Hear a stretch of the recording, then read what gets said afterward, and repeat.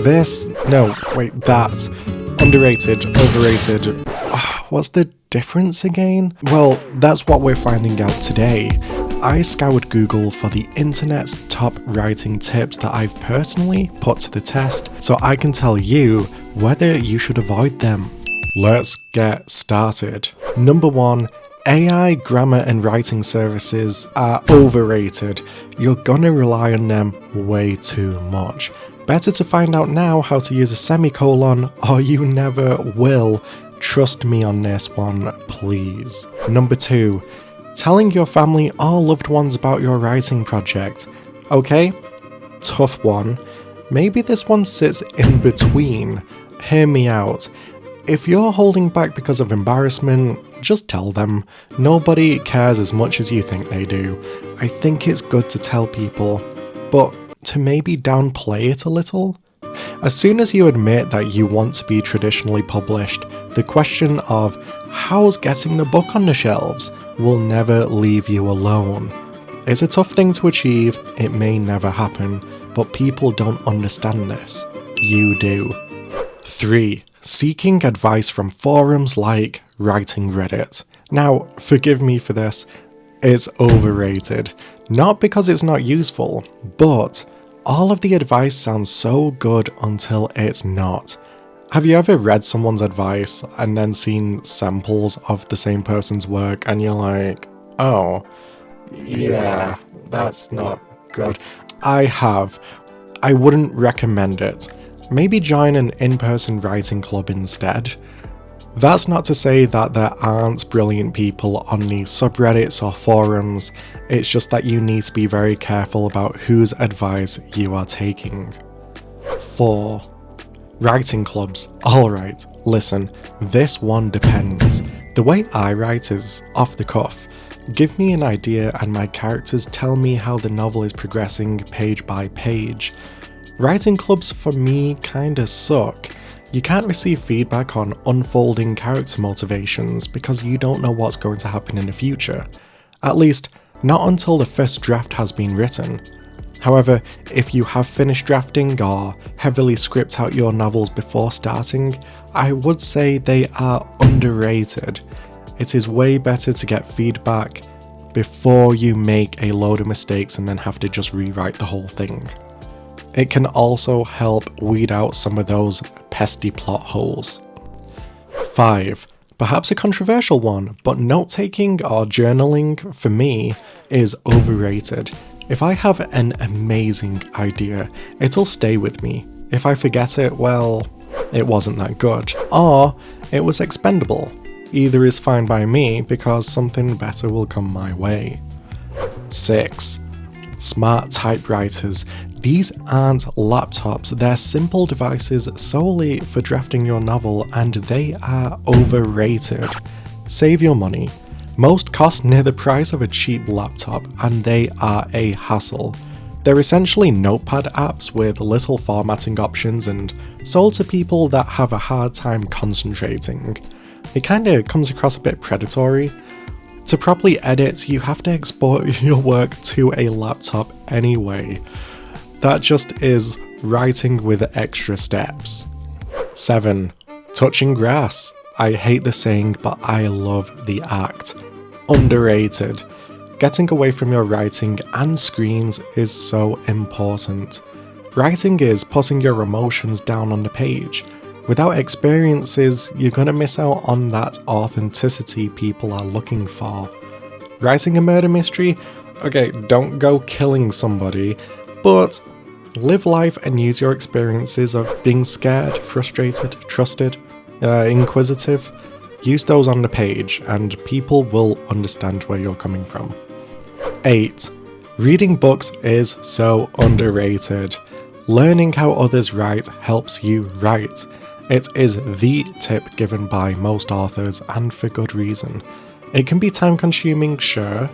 You do not need to reach an arbitrary number of reading, say 100 a year or 10 a month or whatever BookTok has people believing though. Take your time, enjoy it. Use audiobooks if you want, there's plenty of places like the gym or going on a walk or even before you go to sleep at night to get through these novels. So yeah, completely underrated. Number 9, getting words down on the page. I don't know. Part of me is like, yes, do this, get those words down. Another part of me is like, don't force yourself. I think what's important isn't necessarily getting words down, but actively sitting down and making an effort. If you sit down without distractions and write 10 words on a bad day, good on you. They don't need to be perfect, but you've consciously made that decision, and I bet you'll make that up with a fantastic 1,000 word day later on in the month. 10. Having spoken about it, word limits are overrated. Don't force yourself to write 500 words a day if you mentally can't. That pressure can actively seize your creative thinking up. I found that giving myself the freedom to sit down and then walk away consistently had me writing 500 plus words a day on average over the month. Word limits cause me to procrastinate, especially when you have responsibilities outside of your hobby. It's just not worth it. 11. Taking a break. Burnt out, just forget about writing. This goes for everything. Sometimes you have to take a step back and enjoy your hobby a different way, or forget about it entirely. That's what I'm doing with this channel. I wrote for maybe 4 years straight and oof, I needed a break. Maybe you do too. Enjoy some YouTube videos, maybe check out the channel and subscribe, or watch some TV or a movie. Anything, bake, I don't know. Underrated. 12. These next two are similar. Number 1, leaving your draft alone. After finishing a draft, take some space from the finished work. Some people recommend a month, some more. I'm terrible at this, but yes, I think it is underrated. Coming back with fresh eyes can be incredibly helpful.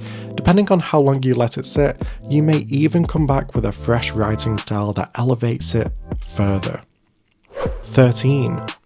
Writing perfectly. Finishing the draft is much more important than writing perfectly. Obsessing over a scene for days, weeks, or even months is silly, because by the time you write further into the novel, you may need to cut it, add to it, or reduce it. Get the story down and start refining your novel from the second draft onwards. Overrated. Killing your darlings. Sometimes something you love just has to go. Not everything can stay, whether that's a chapter, a character, an item, or even an idea. If it doesn't work, don't shoehorn it in. Abandon it. Maybe use it in your next novel, just don't work it in for the sake of it because it can cause frustrations down the road and even stop you from finishing your book. 15. Writing what you love. This is so underrated. This is the way to go for me. It's not for everybody. Some people write for an income and they write using genre tropes and for the market. Good for them. But I believe there are too many people trying to turn their hobbies into an income stream. That's one way to burn out. It's not for everybody. Finish your book because you enjoy it. If something comes of that, amazing. If not, well, print it out and you have a fantastic achievement anyway. 16. Abandoning your work. I think this is underrated. Maybe you're not skilled enough to write your perfect idea yet. Maybe you fell out of love with the narrative. The experience of writing is good enough, and you will have learned a lot during the process. Abandoning a piece of work is not a failure, it's a decision that can and will lead to better pieces. You can always come back to it in the future. Finally, backing up your work. Listen, do it now. Non-negotiable. Nobody is perfect, but we have to start because you never know when something is gonna go kaput. I've had hard drives give out without warning before, even though they were healthy.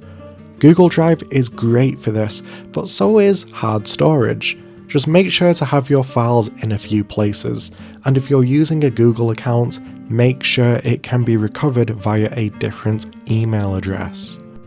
Okay, thank you so much. This was really fun. I hope this has helped you. Leave some of your underrated and overrated tips in the comments, I would love to read them. Otherwise, maybe hit a like, but I'll see you in the next video. Goodbye.